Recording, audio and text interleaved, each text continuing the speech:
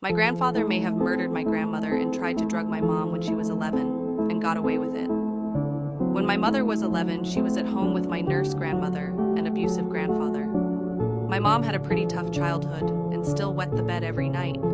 She had 2 older siblings, but they were all moved out and stuff. Anyway, my grandmother was a nurse, as I said before. She gave herself a vitamin shot every day.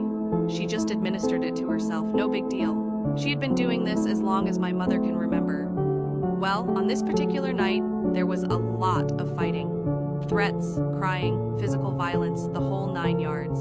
As my mother is going to bed, her father stops her and offers her a glass of Coke. Of course she says yes, without wondering why an adult would offer a notorious bedwetter a drink at bedtime. The next morning, my mother wakes up to her 22-year-old sister, shaking her and screaming for her to wake up. My mom woke up but said she felt dizzy and sick. She didn't quite understand why her sister was there, and why she was screaming. Apparently, the night before, about an hour after my mother went to bed, my grandmother gave herself a fatal overdose of insulin. She only kept the insulin in case of